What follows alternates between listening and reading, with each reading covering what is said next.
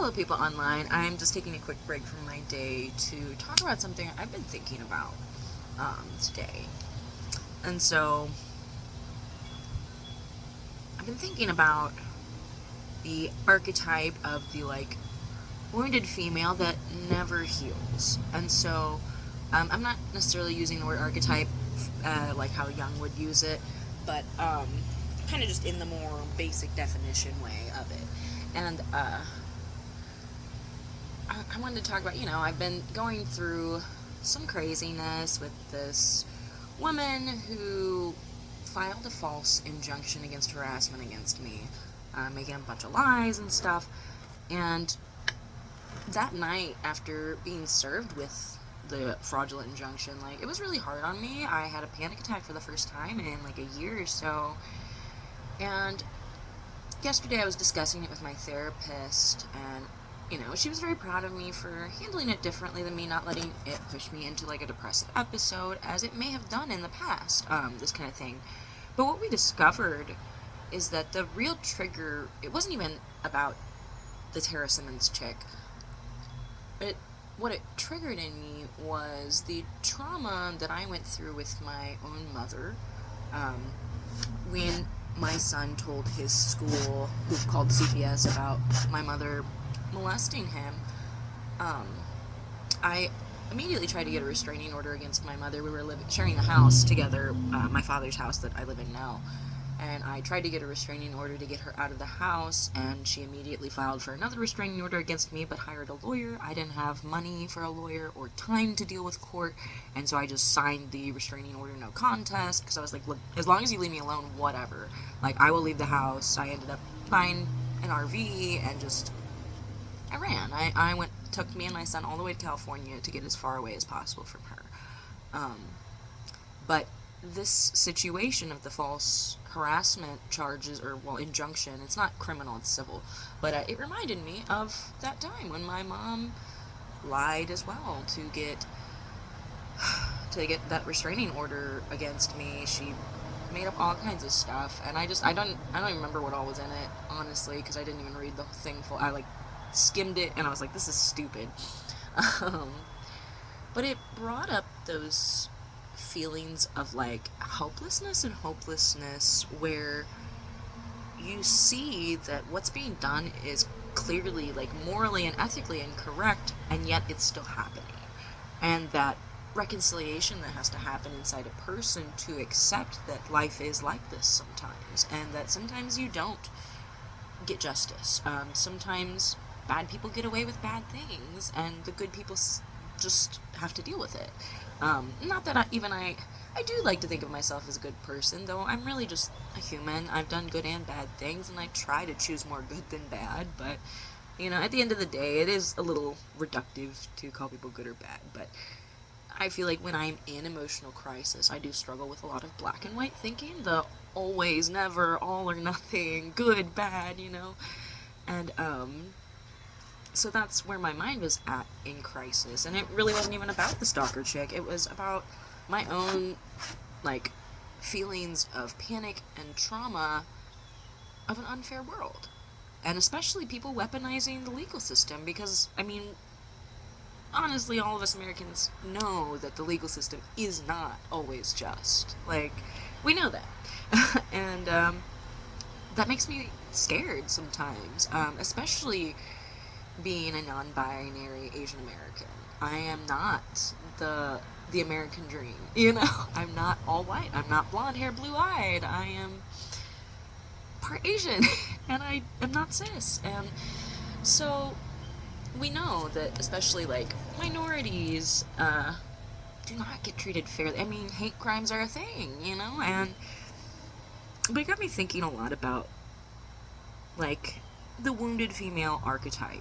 And because I truly believe that our biggest struggles, when we can overcome them and when we can reflect on them, they will also give us some of our greatest lessons. And, I have been trying to not polarize between myself and those that I want to demonize, to try and find that common ground so that I can build empathy in myself for others. because that is a personal goal, is to love the unlovable, even when they absolutely don't deserve love, in my opinion. Because my higher self definitely believes that everyone deserves love and no one deserves pain. Um, so it got me thinking about, both my birth mother and this Tara chick. What they represent in my life is a warning of who I could become if I don't choose to heal. And so with the wounded, like, female archetype, you see, like, people pleasing and God, what was it? I was reading about like, this fear of vulnerability that comes with, the wound. And then when you don't resolve the wound, when you don't use self-reflection and you don't heal, you end up becoming a perpetrator that wounds others, right? And so it's got me thinking about how, if I had taken all my trauma and pain, and if I hadn't started to try to heal, if I hadn't wanted to heal, if I wanted to just stay a victim and blame others, I could easily end up as painfully, like I could end up painfully interacting with people like them. Not that I would be a child sex abuser or anything like my mother, but that's like the extreme notion, like, my mother was also abused by her sister, my aunt, apparently, but she used to, like, say it in a way that almost felt like bragging. And I remember being, like, a young child and thinking it was very weird, for lack of a better word. And my vocabulary was not that great as a child, but it just goes to show, like, when we have these really deep traumas and we do not accept that it was wrong, it shouldn't have happened, and it still did happen, we're constantly looking to prove to people how much we're in pain. And, misery loves company, and I feel like the people that don't heal, oftentimes, the way they end up trying to prove to others how much pain they went through is by hurting others. And I think if I had neglected to build self-awareness and coping skills and search for genuine healing and be, like, humble, embrace humility, like, I could very easily have ended up similar to them, been a person who hurts other people for my own pain. And so it's almost a little embarrassing, but I'm working through a lot of, not feeling shame when it's not necessary, and not feeling embarrassment when it's not necessary, because, when we feel that embarrassment and shame, that actually prevents us from healing. And so to be able to openly and honestly admit to myself, yeah, if I hadn't gotten help, I could have been like them, it definitely helps me feel a little more empathy towards them, even though, it's hard to feel empathy towards people who hurt you. But I find that when we are trying to consistently search for external validation of our pain, it means that we're not giving ourselves the internal validation. And in the context of healing, internal validation is really what matters the most. If you won't admit to yourself something, then you'll never be able to reconcile with it, because you're still fighting it, that it's even true. So yeah, I don't know. I've been very introspective, because I want to be able to take goodness out of all the bad situations. And I know for a fact that there is always a lesson, even if it's small, even if it seems insignificant. But I do think that our biggest pains, like my pain with my own mother, can also be the source of my biggest lesson. And it has taken me a long time to be able to admit that if I had chosen differently, if I had chosen to not accept responsibility, to not be humble, to just blame others, I could end up bitter and ugly on the inside too.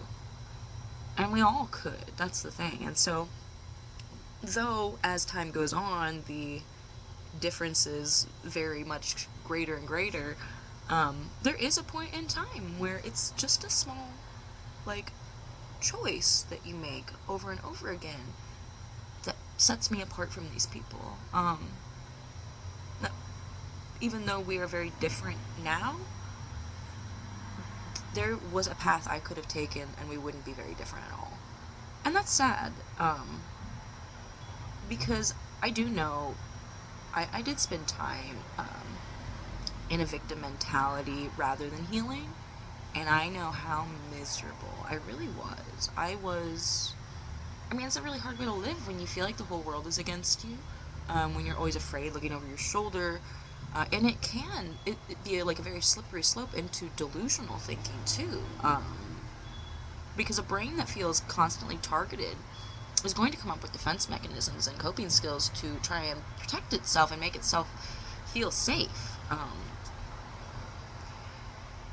So I also want to be able to spend this time being grateful for who I chose to be, because that is something too that at the end of the day, it wasn't chance or fate that made us different. It was my conscious choice that made me turn out differently with that. And they too have a choice to either ignore all of this, ignore introspection and reflection, or choose humility and honest self-reflection the way I did. And I do know how hard of a choice that is, and I do empathize with people that struggle to make that choice. But at the end of the day, you are really the only one who can choose that for yourself. Just so I am the only one who can choose humility and reflection and healing for myself. And the beautiful part of that is no one can choose otherwise for me. Like, no matter how I am targeted in life, or no matter what unfortunate circumstance I may find myself in, I 100% always have a choice to either feel like a victim or to harness my own resilience and try to make sense of the situation the best I can and find a good way to move forward. And so yeah, I just kind of wanted to think about that and talk about it. The archetype of the wounded that does not receive healing transforms into the predator. And I think that's a really important thing to talk about, especially too when in the context of like child sexual abuse, you see that many offenders were victims themselves. And so I personally get this kind of torn feeling, because obviously I will empathize with victims of child sexual abuse, but once they cross that boundary into being the perpetrator themselves, it becomes a much more difficult to empathize with them, because I didn't choose that. I didn't choose to repeat those patterns. I chose to break them, even though it was the much harder choice. But I don't know if it just comes down to personality or probably a variety of variables, but I think one of the biggest variables is conscious decision, conscious choice to face the hard stuff, the hard truths about ourselves, others, and life. And, I mean, obviously the idealistic part of me would love for every wounded person to choose the path of healing, but realistic, logical Lolly knows that that is not ever going to be the case that I can foresee in the near future anyways. Especially not without, like, we really don't have any social supports for trauma victims, I feel like. They're very limited, the resources that are available, at least where I'm at in St. Louis. Like, there are a handful of organizations that, like, offer free therapy and free psychiatry appointments and stuff like that, but one, the waiting list is super long, and going a year on a waiting list while you've been deeply traumatized, a lot can happen in that year. You could not even be here by the time your name comes up on the wait list, And so, I think, while obviously the individual is always responsible to a degree for their own healing, you have to choose it, the truth is that even sometimes when people choose it, the lack of resources makes it an even harder choice to make, you know? Not only do you have to just call a place and get on a waiting list, but you have to not lose your nerve during that wait time as well, which is really hard because the easy choice is to deny yourself any responsibility or accountability and say that it's everyone else's fault and set yourself up against the world. Even though that is a hard life, that is sometimes, it feels easier. Um, because the process of self examination is often long, arduous, and sometimes even shameful. Um, and relinquishing shame is really difficult because I feel like shame is like socially ingrained in us as children. And you know, some shame is healthy, obviously. Like, you know, people should not be running around naked at like public areas. You should feel ashamed if you are butt naked at like a children's playground because it's not appropriate. It's not pro-social behavior; it's anti-social behavior at that point. Um, but then, as with medicine, too much becomes a poison. Too much shame keeps you stuck in self-repeating cycles. Because when you are ashamed of your behavior, then you're not really truly accepting your behavior because you wish it was different. When we're ashamed of something, we want it to be different. We would go back in time and change it if we could. And so relinquishing shame also means relinquishing that desire to shift the past and the outcomes that arose because of it. And that is really difficult to do. Um, and I'm not sure there's an easy answer for it. And, you know, there's no one and done for any kind of healing. It is a continual process where you have to consistently make these choices every single moment. Just like working out or changing your dietary habits, which is something I've been working with in the physical, you know, for myself too, not just the mental. These are not one and done. You don't eat a salad once and now you're healthy, and you don't go to the gym once and now you're a gym rat. It's a choice you have to make every day. And sometimes you will have to face those same hurdles day after day after day after day. But just like jumping real hurdles, you do get stronger and you do build a sort of muscle memory emotionally, you know?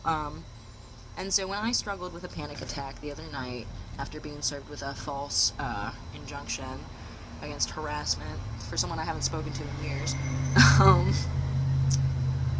I did feel like maybe I had regressed, but at the same time too, I was able to see how I do have a kind of muscle memory in pulling myself out of panic attacks and in searching for help outside of myself when I cannot find the strength internally. And that's a huge growth for me because I definitely spent a long time not searching for help outside myself because I did not believe anyone could help me if I couldn't help myself. And that's just false. Sometimes other people can help you in a way you can't help yourself. Sometimes it takes that outside perspective to show you how to look at it differently. And I'm just really grateful that I have made conscious choices to become who I am. And I definitely feel less animosity and more sympathy and pity towards the people who didn't have the strength inside of them or the fortitude to make the decisions I made to heal and really like look at the ugly parts of yourself and not hate them. You know?